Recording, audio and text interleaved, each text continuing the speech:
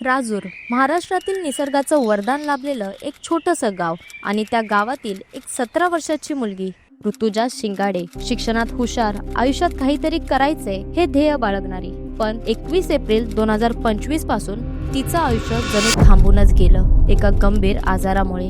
आणि त्या गंभीर आजाराचं निदान कसं झालं, राज्याचा आरोग्य विभाग व स्वतः आरोग्यमंत्री ऋतुजाच्या मदतीला कसे धावून आले, याची कहाणी ऐकूया खुद्द ऋतुजाच्या तोंडून.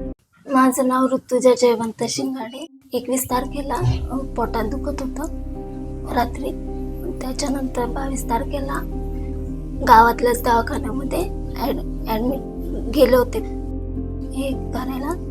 तेव्हा कळलं की गावेळ झाली म्हणून. त्याच्यानंतर दुसऱ्या दिवशी अकोल्याला ॲडमिट केलं होतं.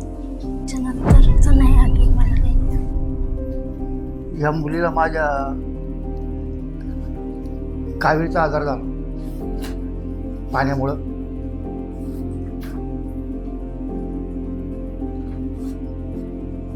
तिला इथं अकोल्याला या नवल्यांकडे ॲडमिट केलं होतं पहिलं. त्या दिवशी तिला रात्री वॉमिटिंग झाल्यानंतर तिला अकोले येथे ॲडमिट करण्यात आलं.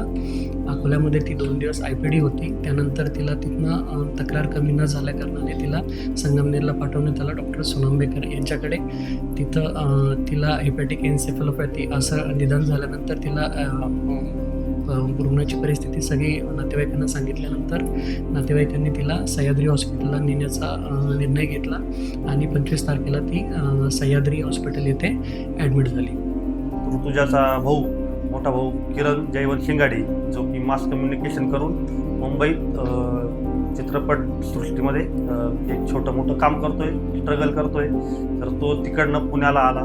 त्याचे पुण्यात काही मित्र असल्या कारणाने त्यांनी सह्याद्री हॉस्पिटल येथे तिची पेशंटची सोय केली. तिथं तिला ॲडमिट केलं. ती ऋतुजाला जेव्हा पुण्याला ॲडमिट केलं तेव्हा ती पूर्ण बेशुद्ध अवस्थेत होती. तिला काही समजत नव्हतं. तर त्यानंतर किरणनी फोन केला का तिला ॲडमिट करून घेतलं आहे. तर दुसऱ्या दिवशी जेव्हा मी पुन्हा फोन केला तर किरणनी मला सांगितलं का तिथले डॉक्टर सांगताय ऋतुजाची तब्येत फार सुधारलेली नाही आणि तिला लिव्हर ट्रान्सप्लांट करायला लावतायत आणि त्याचा खूप मोठा खर्च येणार आहे.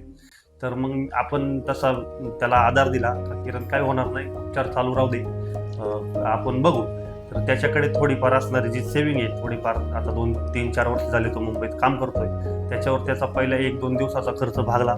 त्यानंतर त्याच्या मित्रमंडळींनी मदत केली, आमच्या गावातल्या काही मित्रांनी त्याला मदत केली. तर त्यानुसार पहिले 5-6 दिवस त्याचे निघून गेले. पण त्या दरम्यान राजूरमध्ये जिल्ह्याचे CEO, मुख्य कार्यकारी अधिकारी आशिष येरेकर, त्यांच्याबरोबर तालुक्याचे जिल्हा आरोग्य अधिकारी नागरगोजे सर यांनी राजूर येथे भेट दिली असता त्यांना सदर रुग्णाविषयी मी माहिती दिली. असं आमची भगिनी पुण्याला सह्याद्री हॉस्पिटल येथे उपचार घेते आणि त्याची प्रकृती अशी. त्या दिवसानंतर तालुक्याचे जिल्हा आरोग्य अधिकारी DHO नागरगोजे सर हे सातत्याने त्या सह्याद्री हॉस्पिटलच्या प्रशासनाच्या आणि किरणच्या संपर्कात होते. तर किरण रोज मला कोटेशन पाठवायचा. पहिल्यांदा 15 लाखाचं कोटेशन आलं, ते 18 लाखाचं झालं, 20 लाखाचं झालं, 22 लाखाचं झालं. आणि नंतर तर ते जेव्हा त्याचं तो हतबल झाला, तो म्हणे आता आपण काय करू शकत नाही. तर त्याला मी म्हटलं आपण काहीतरी करू. तर मग दरम्यानच्या काळात जेव्हा ऋतुजा ॲडमिट होती त्यावेळेस आमच्या तालुक्याचे आमदार डॉक्टर किरणजी लामटे साहेब यांना हे माहिती होतं पहिल्या दिवसापासून का तिला पुण्याला नेलेलं आहे. आम्ही ते सांगितलं होतं. योगायोगानं अहिल्यानगर जिल्ह्यामध्ये अहिल्यादेवी होळकर यांच्या निमित्त महाराष्ट्राचं कॅबिनेट मंत्रिमंडळाची बैठक त्यांचे जन्मगावी असल्यामुळे त्या कार्यक्रमाला आरोग्यमंत्री प्रकाश आंबेडकर साहेब त्या ठिकाणी आले होते आणि डॉक्टर जालिंदर बोर साहेबांच्या माध्यमातून आरोग्यमंत्र्यांची भेट घेतली.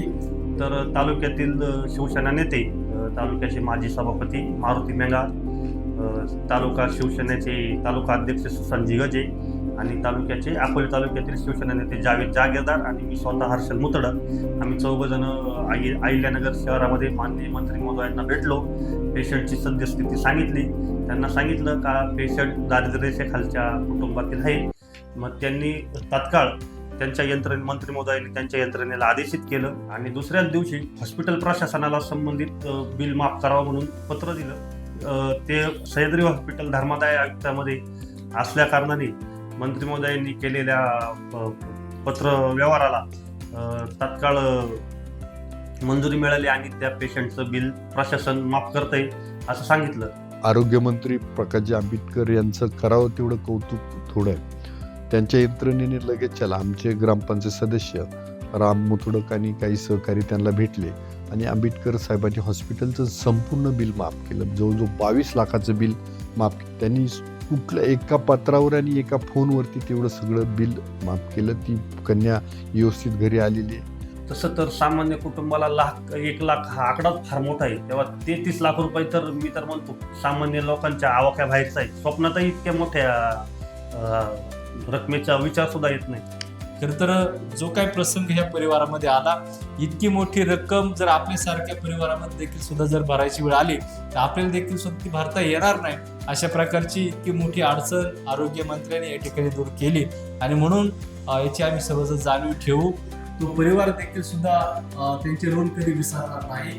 ज्यावेळेस रुग्णाला ही मदत मिळाली त्यावेळेस रुग्णाचे जे कोणी भाऊ होते त्यांनी मंत्री महोदयांचं खूप वेळा आभार माझ्यापर्यंत व्यक्त केले आणि त्यांच्या वतीनेही मी आरोग्यमंत्री आंबेडकर साहेबांचं आभार मानतो आणि आमच्या आरोग्याच्या पूर्ण टीमच्या वतीनेही त्यांचा आभार मानतो.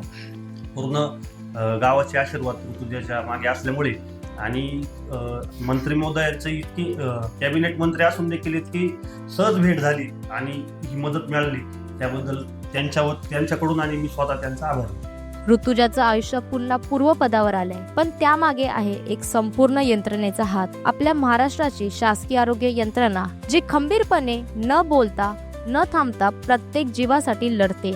अशाच आरोग्य विभागाच्या यशोगतेसाठी आमच्याशी जोडले जा.